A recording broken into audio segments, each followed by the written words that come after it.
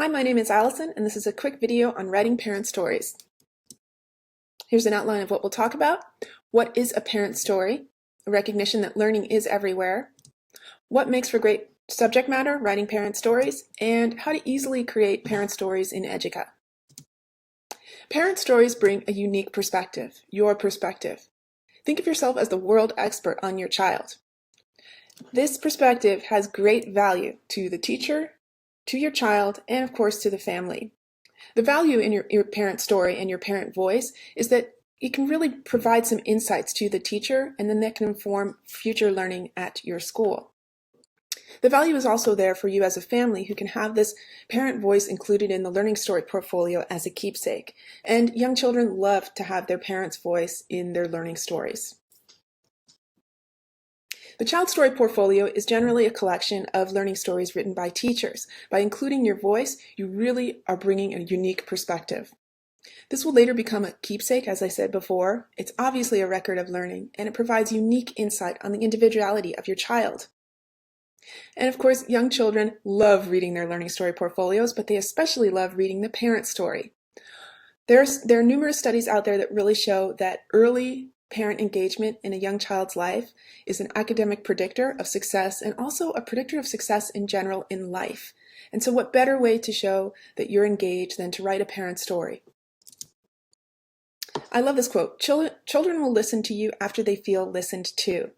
The best way to listen to a child is to observe them, notice their interests and their creativity, their curiosity about the world, and then in this case, write a parent story about it. Every story has a hero in literature and in learning stories. And so because we write learning stories from a place of positivity, I think the parent is a great author of that hero story because they think of their children in a positive light. So learning stories from a parent are perhaps the most positive and the most engaging. There are no 7 wonders of the world in the eyes of a child. There are 7 million. So this is important to remember. Everything a child does is play, and play is exploration.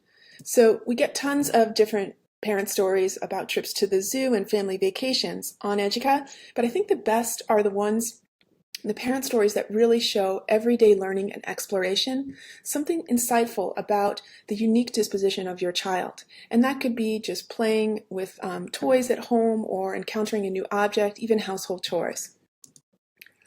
Great learning stories show special moments. Often they incorporate family traditions or cultural traditions, which is fantastic. They might show developments and discoveries, creativity and curiosity, problem solving, anything that will show the unique disposition of your child. Just a reminder that learning really is everywhere, as I said. Young children explore as they learn, and it might be something as simple as exploring dirt or a special object, some sensory play with paint, even household chores like this young child is doing. All of that makes for great parent story subject matter. If you're stuck, you can notice patterns in behavior. This is something that teachers will often do. Does your child gravitate towards a certain toy or a certain activity? What are their intentions when they are playing with something? Is there a discovery or a new interest or skill that has developed? What brings them joy? All of this will tell you a bit about their learning disposition. It's good to remember that children show you how they feel by what they do and how they do it. So when in doubt, you can describe what you see in terms of what they're doing, but also how they're doing it. Early childhood educators often ask themselves similar questions like this when they're observing young children. How does the child approach the material or the activity? Does this approach change over time? Some of the best parent stories are about change over time. How does the child feel about the activity or the expectation? How much energy does the child use? Does the child use objects or interact with them in an intended way, or do they use them in a creative way? So, seeing learning. Here's an image of 2 young children who've been told to play in a certain area of a field. What learning is happening here? An educator might say, exploration, cooperation, collaborating with one another, creatively, maybe even some dramatic play. They're using their gross motor skills. They're following directions, but they're also showing independence. Any one of these could make a fantastic parent story. Here's another one, seeing some learning. This young child is, with supervision, baking some cookies. She's using her fine motor skills, hand-eye coordination, which is a visual motor skill. She might be using measurement and math, problem solving, collaborating with others or an adult, and creatively deciding on what shape her cookies will be and what decoration she'll put on them. Scooping and transferring, a very common late toddler, early preschool skill that you'll see. It's a visual fine motor skill as well. It builds confidence, independence. There might be dramatic play involved. Children using their imagination creatively and collaborating with one another. So what is a parent story? A typical learning story from your teacher will have 3 text boxes. One text box will be the story written to the child with a photo or a video. The second box will be the interpretation of the learning, and the third will be the what's next.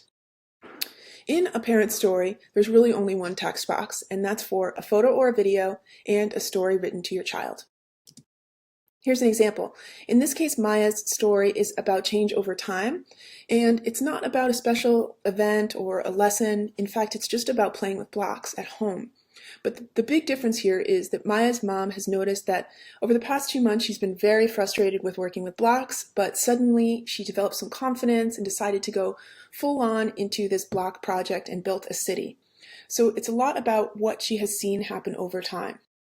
That's a perfect example. So in a parent story, you describe the observation or the moment in your child's life. Don't stress about the length or the depth or the grammar.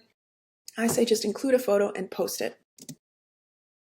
Where can you find parent stories on Educa? You'll click in your child's profile, then hit Parent Story, come up with a title. Then, in this case, just write from your heart. All of the little things that make your child can be told in a parent story. These are all just a string of moments that pretty soon actually will be lost, so it's important to record them. In this case, Maya's mom just wrote a story about making pancakes, something that the family does every Saturday. It's just about 6 or 7 sentences and 2 photos, and she posted it, and it's now part of the Learning Story portfolio. So when you're done writing, just hit publish, and it'll become part of that portfolio. So just in summary, parent stories are easy to write. They come from the heart. They show you all of the little moments that make up your child being you, and it basically doesn't have to be a huge event. It can be anything that explores play or shows us some insight on your child. So thanks for joining me today, and check out our website for great articles and suggestions. Also, if you'd like, you can join our Educa user group for Facebook updates and further activities. Thanks again.